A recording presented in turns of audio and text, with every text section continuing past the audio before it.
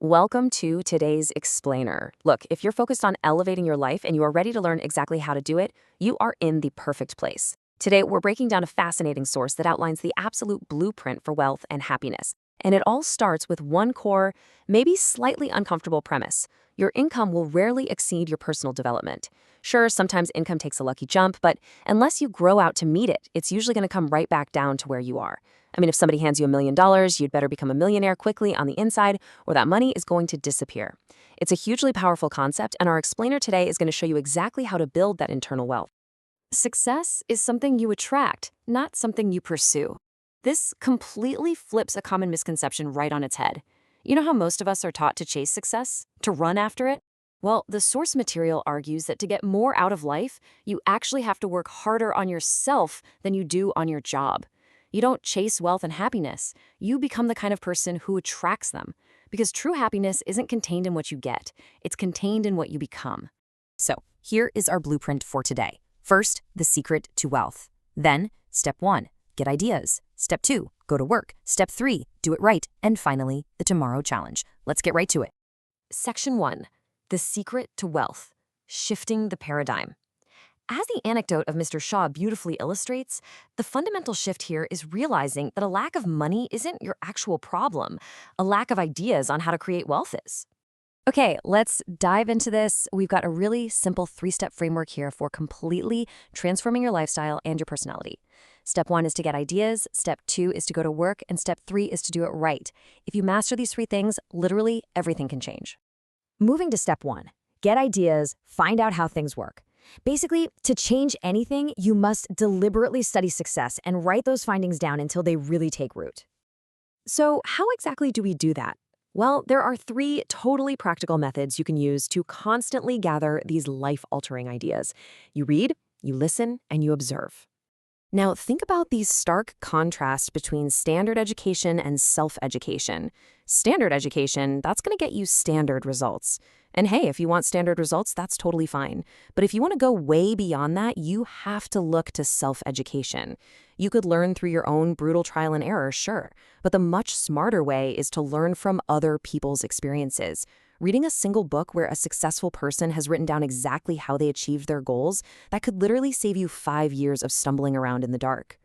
So, what's the time commitment here? The magic number is 30. Becoming a self-educated reader does not mean you're reading half the night away. It just requires dedicating 30 minutes a day. That's it. Just half an hour daily to read something positive, something challenging, something instructional. That tiny, consistent daily investment is exactly what separates the followers from the active students of life.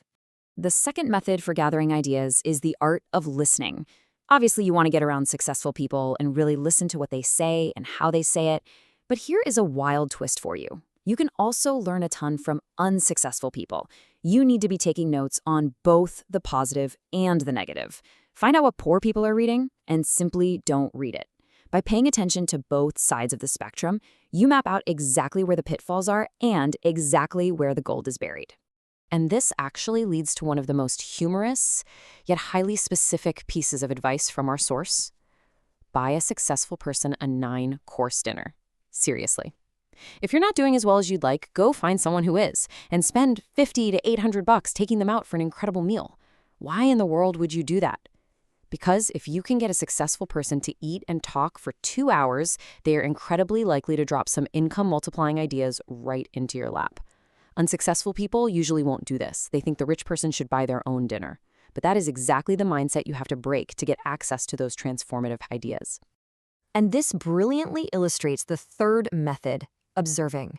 You have to be an unusual, careful observer because success always leaves clues. You see, sight is just seeing with your eyes. You're just looking at objects and things. But insight? Insight is seeing with your mind, which is what allows you to see actual answers. Wherever you are, just be completely there. Put your eyes and your mind to work and don't miss a thing. To really drive this home, the speaker shares this hilarious little anecdote. He says, if a guy is making $10,000 a month, you should observe him so closely that you even copy his funny little walk. If someone tells you your new walk looks silly, you just say, hey, it's a $10,000 a month walk. I haven't got the money yet, but I've got the walk. The whole point is momentum has to start somewhere, right? Watch how successful people shake hands. Watch how they respond to pressure. Pick up on all those little clues. All right, step 2, go to work, taking action. This right here is the engine of the whole blueprint. Letting learning lead only to knowledge, that just makes you a fool. But letting it lead to action, that creates wealth. So how do we actually spark that action? Well, it all starts with mastering self-motivation. You can't just wait around for someone else to come along and hype you up. I mean, what if they never show up? You've got to motivate yourself. And the way you do that is by starting with little disciplines. Make a list of tiny things you can do tomorrow and just get right on them. You do this for the results, sure, but more importantly, you do it for the practice. You are building up this internal muscle so that when life inevitably hands you a massive challenge, you are strong enough to handle it.